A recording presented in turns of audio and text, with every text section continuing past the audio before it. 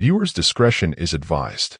Story 1. In my youth, we often journeyed to my grandparents' house during holidays, despite the distance that separated us from their quaint town. Just 2 houses away from their comforting abode, my peculiar aunt resided. Nestled between, however, was the House of Dread, an eerie dwelling inhabited by a woman who sent shivers down our spines. She was a colossal figure, towering over 6 feet, burdened by the weight of logging chains that hung ominously from her neck. Her attire was an unsettling ensemble, a dark dress and rugged work boots. She seldom ventured outside, except for her eerie rituals in the garden or the relentless scrubbing of her dwelling's exterior.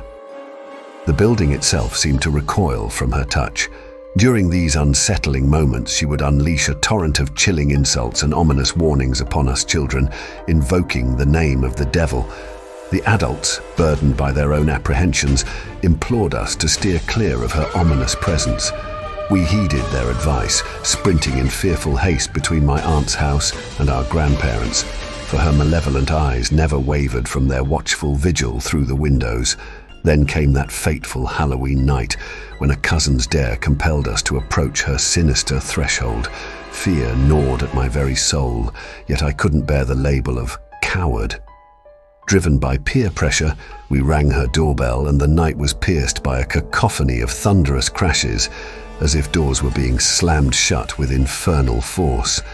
When the door creaked open, our hearts sank into an abyss of terror, for she clutched a severed head in her grisly grasp. A chorus of piercing screams erupted, and we fled, our innocence forever tainted.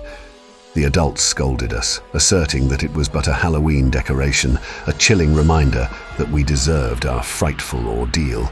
A month passed, and the darkness that clung to that cursed house would reveal a nightmare far more gruesome than any we had imagined. A chilling phone call delivered the news that this lady, tainted by madness, had tried to snuff out my aunt's life.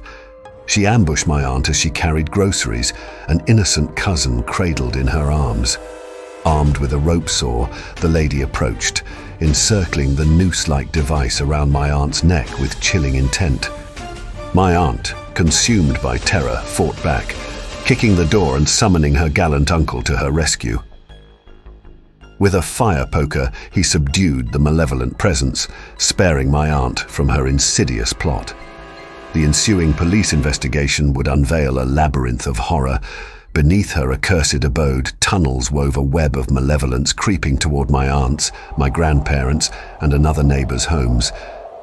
The very earth she excavated found its way into the once innocent garden beds.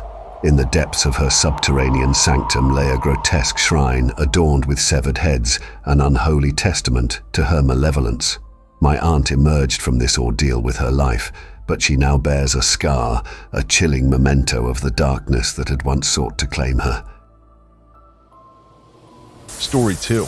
When I was just a kid, I used to visit my uncle's lodge during school holidays.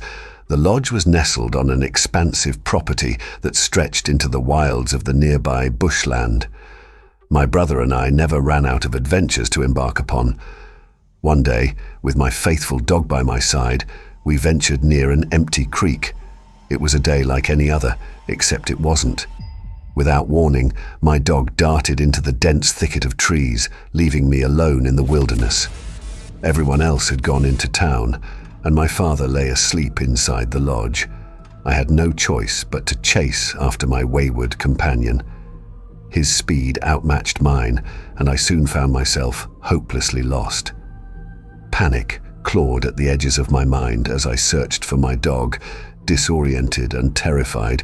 Tripping over a tree root or some unseen obstacle, I tumbled down an embankment. Darkness closed in as I mustered the strength to rise. My vision blurred, and it took a moment to realize my dog was by my side, his reassuring tongue lapping at my face. Relief washed over me, but then he began to bark, an unfamiliar low growl that sent shivers down my spine. He lay flat on his stomach, his eyes locked onto something unseen. I turned to look, my heart pounding. There, a man stood, his face obscured by a faded cowboy hat, a sizable chunk missing from one side. His voice was unnaturally deep as he spoke, offering help. He lifted me gently, taking my hand, and we began the eerie journey back through the thick woods. I clutched his gloves, an oddity in the sweltering summer heat. My dog remained too close, his presence causing me to stumble repeatedly. The man, for all his size and eeriness, never spoke again after our initial encounter. It felt like we traversed a short distance, for we soon reached the creek bed, where my father's voice echoed in the distance, calling me for dinner.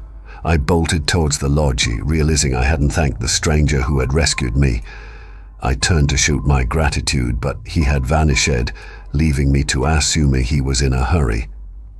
Days later, while shopping with my mother in the small-town supermarket, I noticed a photo on the wall, a man in a cowboy hat with a distinctive chunk missing from its side. It was him, the enigmatic figure from the woods. Curiosity overcame me, and I inquired about him. The store employee informed me that he was the original owner of the store who had died in a tragic accident in the very woods where I had been saved. Apparently, decades ago, he grew vegetables for the store in those very woods drawn by the fertile soil. One fateful day, a ferocious storm struck. He ventured into the woods to check on his crops, but was caught in the tempest. When he found his dog had fallen into a treacherous gully, he descended to rescue it. Tragedy struck as a branch from a tree broke loose, striking him and breaking his back. Weeks passed before they discovered him, his loyal dog by his side, both victims of starvation. That's how I learned about Mr. Benson, the mysterious savior from the shadows of the woods, forever bound to the land where he met his untimely end. Story 3. In the heart of downtown Vancouver, within the imposing HSBC building, I found myself on an afternoon shift, tasked with safeguarding the premises. The tranquility of the corporate world was suddenly disrupted by an urgent call from one of the high-rise floors. A lawyer, writhing in pain, was possibly grappling with a heart attack.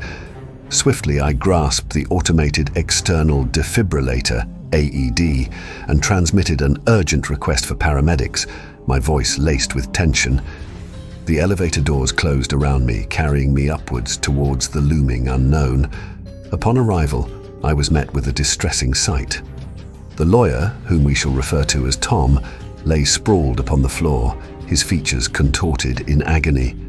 His pallid skin was damp with cold sweat, and each breath he took was a labored, tortured gasp. Desperate and terrified, Tom clutched his chest, his eyes darting with fear. His co-workers had been ushered away, and I stood sentinel beside him, my heart aflutter with unease. As we awaited the arrival of the paramedics, Tom's consciousness flickered like a fragile candle in a gusty wind. His pleas for assistance, his anguish over the looming specter of death, filled the room with a palpable sense of dread. His world was collapsing around him. He needed to make arrangements, to reach out to his loved ones, to escape the suffocating grip of mortality. But then, something utterly inexplicable transpired. Tom's gaze shifted, not towards the paramedics attending to him, but towards an invisible presence above. His face, already drained of color, turned ashen white, a stark reflection of the terror that gripped him. In a desperate attempt to evade the unseen horrors, he tried to shuffle backward, his movements feeble and uncoordinated. The paramedics sought to console him, their voices a calming cadence amidst the chaos. Yet, Tom remained oblivious to their efforts, as if he were the sole witness to a horrifying spectacle unfolding before him. In a voice strangled with fear, he uttered, "I don't fucking believe it. No, no, no." Then, with an eerie sigh, he fell silent, his life's rhythm extinguished in an instant. Despite their valiant efforts, the paramedics could not breathe life back into him. To this day, the chilling question remains: what did Tom witness in those agonizing moments before his departure from this world?